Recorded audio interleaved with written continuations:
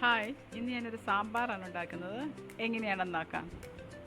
അതിനായിട്ട് അരക്കപ്പ് പീസ് പരിപ്പാണ് എടുത്തിരിക്കുന്നത്. പരിപ്പ് കഴുകി 4 കപ്പ് വെള്ളം ഒഴിച്ച് 1/2 ടേബിൾ സ്പൂൺ വെളിച്ചെണ്ണ ഒഴിച്ച് വേകാൻ വയ്ക്കാം. വെളിച്ചെണ്ണ ഒഴിച്ചത് പരിപ്പ് വേവിക്കുമ്പോൾ അതിലെ വെള്ളം എല്ലാം പുറത്ത് വീഴാതിരിക്കാനാണ്. ഞാൻ 4 വിസിൽ വരുന്നത് വരെ ഹൈ ഫ്ലെയിമിലും അതിനുശേഷം മീഡിയം ഫ്ലെയിമിലും 5-6 മിനിറ്റ് വേവിച്ചിട്ടുണ്ടായിരുന്നു.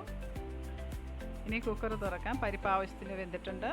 അതിലേക്ക് 2 ടൊമാറ്റോ അരിഞ്ഞത്, 12 ചെറിയ ഉള്ളി 2ആയിട്ട് മുറിച്ചത്, 1 കപ്പ് കുമ്പളങ്ങ കഷ്ണങ്ങളാക്കിയത്, 3 പച്ചമുളക് ചെറുതായി സ്ലിറ്റ് ചെയ്തത്, 1 മുരിങ്ങയ്ക്ക അരിഞ്ഞത് ചേർക്കാം. ഇനി ഇതിലേക്ക് 1/2 ടീസ്പൂൺ മഞ്ഞൾപ്പൊടി, 1/2 ടീസ്പൂൺ കായം പൊടിച്ചത്, 1 ടീസ്പൂൺ ഉപ്പ് ചേർക്കാം. എല്ലാം നന്നായി ഇളക്കി 1/2 കപ്പ് വെള്ളം ഒഴിച്ച് കുക്കർ അടച്ച് 1 വിസിൽ വരുന്നവരെ വയ്ക്കുക. അതിനുശേഷം തുറക്കാം. കഷ്ണങ്ങൾ ആവശ്യത്തിന് വെന്തിട്ടുണ്ട്.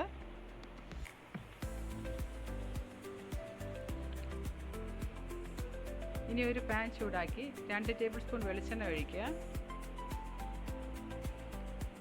വെളിച്ചെണ്ണ ചൂടായതിനു ശേഷം 1/4 ടീസ്പൂൺ ഉലുവ, 1/2 ടീസ്പൂൺ കടുക് ഇട്ട് മൂപ്പിക്കുക. അതിലേക്ക് 4 ചെറിയുള്ളി അരിഞ്ഞത് മൂപ്പിക്കുക.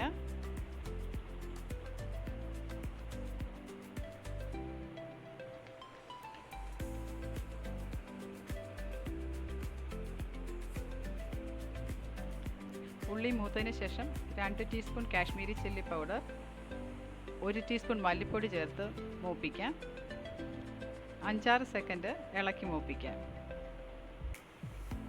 ഇനി ഇതിലേക്ക് വെന്ത കഷ്ണങ്ങളും പരിപ്പും ചേർക്കാം.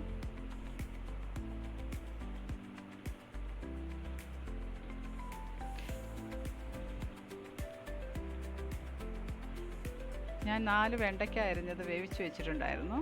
അത് ചേർക്കാം. കുറച്ച് മല്ലിയില അരിഞ്ഞിട്ടുണ്ട്, അതും ചേർക്കാം.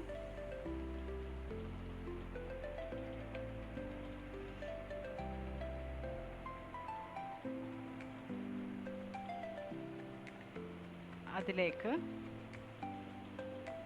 1/2 ടീസ്പൂൺ കായം പൊടിച്ചത് ചേർക്കുക. 1 നുള്ള് ഉലുവാപ്പൊടി ചേർക്കുക.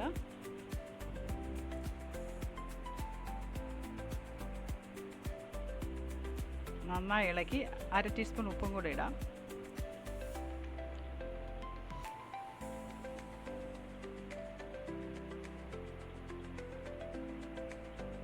ഇനി ഇതിലേക്ക് 1 ടേബിൾ സ്പൂൺ പുളി പിഴിഞ്ഞത് ഒഴിക്കുക.